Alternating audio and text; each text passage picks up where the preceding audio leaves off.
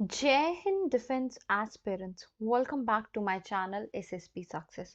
Today we are going to cover an important topic that was in the news, and it's about how effective is the United Nations in conflict mitigation. It's very important for your upcoming SSP and AFSP in terms of GD and lecture. So let's get started with our topic. देखो context है क्या। हम सबको पता है कि अभी world में दो वॉर चल रही है एक साथ, राइट। सो अभी दो वॉर चल रही है तो क्वेश्चन ये अराइज होता है कि यूएन कितनी इफेक्टिव है किसी भी कॉन्फ्लिक्ट को मिटिगेट करने में।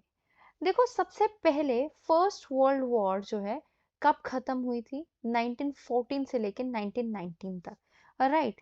उसके बाद क्या हुआ कि जो पावरफुल कंट्रीज के लीडर्स थे ना, उनको रियलाइज हुआ कि हमें एक ऐसी ऑर्गेनाइजेशन की जरूरत है जो वॉर लाइक सिचुएशन में वेरियस कंट्रीज के बीच में पीस ला सके।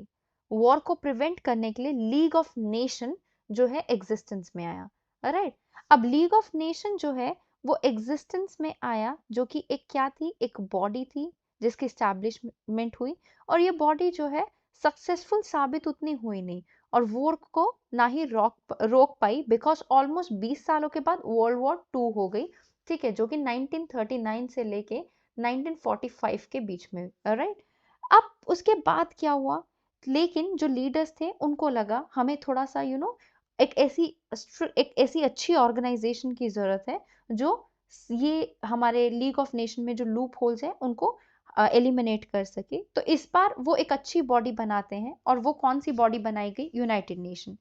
आज के टाइम पर यूनाइटेड नेशन के क्या है, बहुत सारे फंक्शंस हैं, राइट। फंक्शंस के साथ साथ ब्रांचेस भी है, लेकिन इसका मेन काम क्या था यूएन का, कि आने वाली जनरेशन को वॉर से बचाया जा सके, बिकॉज सेकेंड वर्ल्ड वॉर में काफी तबाही हुई थी। इसलिए यूएन ने ये कोशिश की कि थर्ड वर्ल्ड वॉर जो है वो हो ही ना सके, और थर्ड वर्ल्ड वॉर हुई भी नहीं। उसके पीछे काफी सारे रीजंस है। जो कंट्रीज है उनके पास न्यूक्लियर वेपन्स आ गए थे, उसका भी एक दबदबा था, ठीक है। तो हम ये कह सकते हैं थर्ड वर्ल्ड वॉर ना होने के अलग अलग फैक्टर बोले जाते हैं।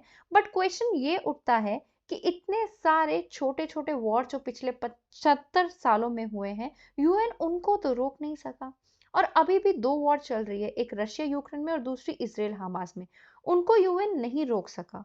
तो इसके पीछे क्या फैक्टर्स रिस्पॉन्सिबल हैं।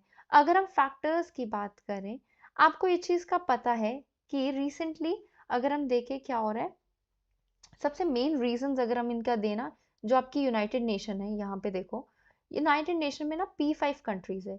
P5 क्या है, परमानेंट मेंबर्स। 5 परमानेंट मेंबर्स हैं, ठीक है। तो 5 परमानेंट मेंबर्स जो है ना, अगर एग्जांपल ले लेते हैं, गाजा पट्टी में पीस कीपिंग फोर्सेस भेजनी है, सिक्योरिटी काउंसिल को उसके लिए एक रेजोल्यूशन पास करना पड़ेगा। और वो रेजोल्यूशन कब पास कर पाएगी, जब सिक्योरिटी काउंसिल के 5 परमानेंट मेंबर्स जो सबकी सहमति बन सके।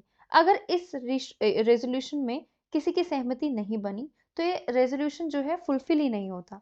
तो होता क्या है ना, कि इसमें दो ग्रुप्स हैं यूनाइटेड नेशन सिक्योरिटी काउंसिल में। एक तो है यूएस यूके फ्रांस वाला, और दूसरी तरफ रशिया और चाइना। अगर इन सब का जो है क्या आ गया, फेवर आ गया ना एक तरफ, तभी जाके कोई रेजोल्यूशन पास होगा। लेकिन हमने तो ये देखा है कि कभी भी किसी भी सॉल्यूशन पे पहुंचते नहीं है, और कंट्रीज अपने अपने बेनिफिट के लिए वीटो यूज कर लेती है। इसीलिए तो बार बार बोला जाता है, या तो नंबर ऑफ परमानेंट मेंबर्स को बढ़ा दो, या फिर आप इसमें चेंजेस लाओ और मेंबर्स को ऐड करो वर्ल्ड के, राइट, जिससे हम इस इशू को अच्छे से एड्रेस कर सके।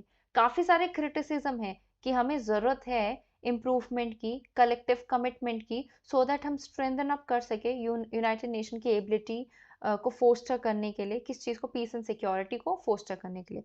So guys that was all, and if you like this video, do like it, share it, and subscribe our YouTube channel SSP Success. Your likes and comments motivate us to make more and more videos on time.